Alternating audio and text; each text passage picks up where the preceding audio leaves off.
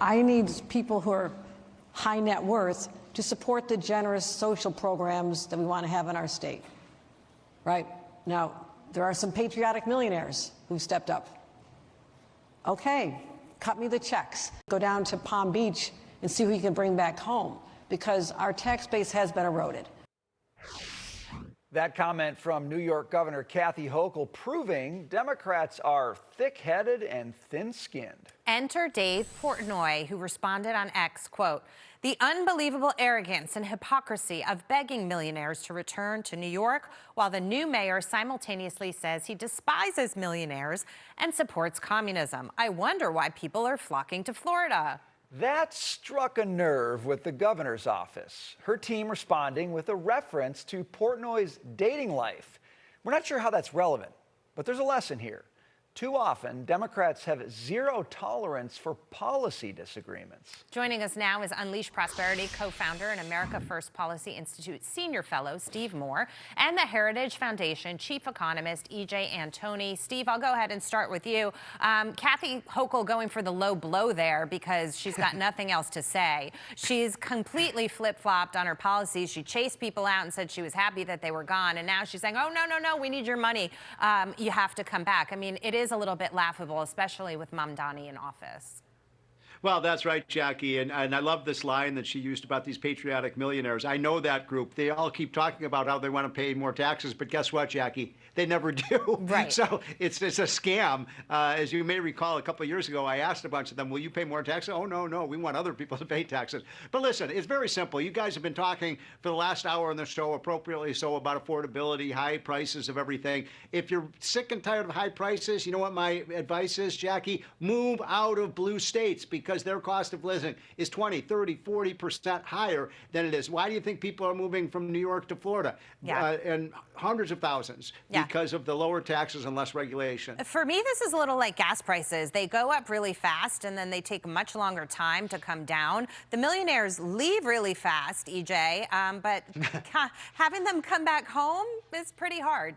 Well, exactly. And actually, it's so great to be on with Steve right now, because he and I wrote several studies about 4 or 5 years ago on various states and tax increases that they were proposing, some of which actually went through, including New York. And what we found in our research was that all of these different tax increases were going to cause many more people to leave the state, what we call domestic outmigration. And where were they going to go? Places like Texas, Tennessee, Florida, states with low or no income taxes, and generally overall relatively low state and local tax burdens. And sure enough, the evidence of the last 4 or 5 years has been exactly what we predicted. People, especially in this age of work from home, people do not need to be shackled to the kinds of blue states that Steve is describing, with these very, very high taxes and high costs of living.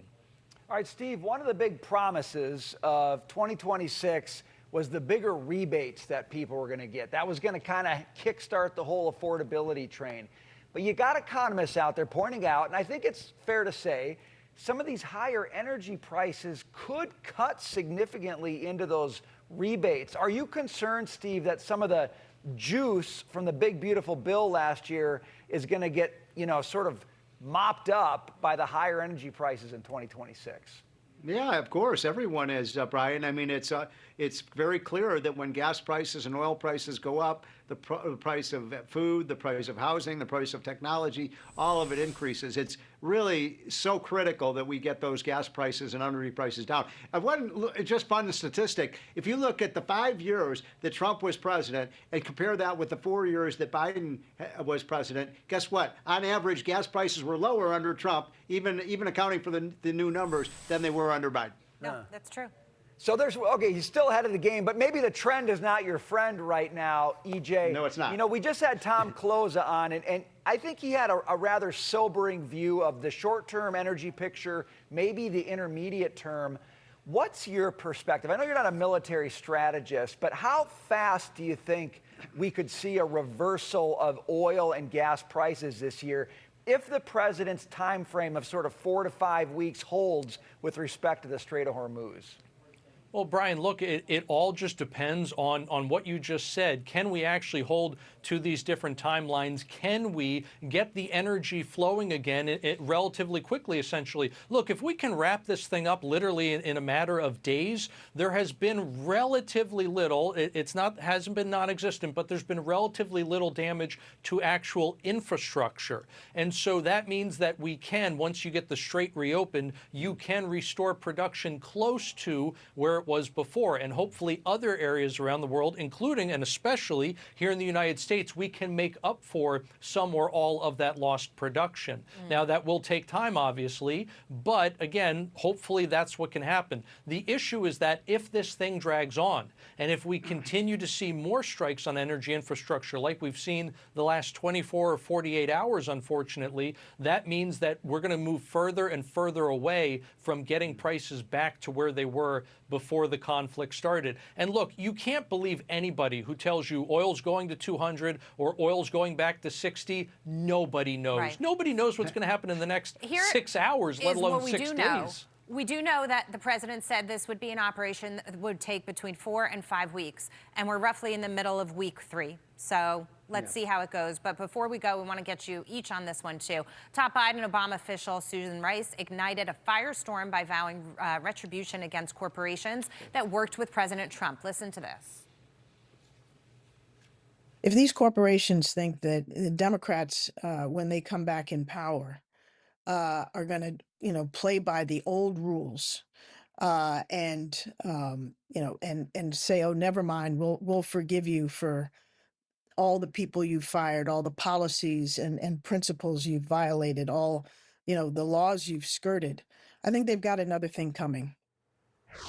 Steve, it's a bit early in your opponent's term to start telling everybody you're going to come after them when you have power. Yeah, is Susan Rice accusing Trump of lawfare?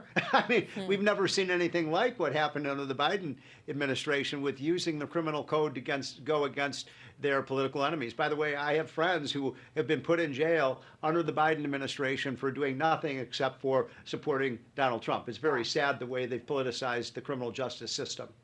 EJ, you could take this one to a bigger level. You're with the Heritage Foundation. You guys publish a Freedom of the World Index. It talks about things like court systems that are fair and impartial and politics not infringing on the economic sphere. When I hear Susan Rice speak like this, all I think is it is a death knell for economic freedom when the politicians are that vengeful against the folks in the marketplace. Brian, it's a great point. And one of the things, as you rightly said, that Index for Economic Freedom relies on is your judicial system. In other words, does it respect property rights? Can the individual's property rights just simply be violated willy-nilly by the state? And do your courts actually rightly adjudicate disputes, or are they simply just another arm of bureaucratic governance that gets to do whatever it wants and gets to punish political opponents as opposed to, again, upholding the rule of law, upholding property rights? And absolutely, when you look at some of these kind of banana republics or even nations like China, it's very clear they don't have the kind of judicial system we do. Terrific economics lesson. EJ, Antoni, Steve Moore, always good to see you fellas. Thank you very much. Jackie, thank you. Thank you. I'll see you tomorrow. We'll see you tomorrow night.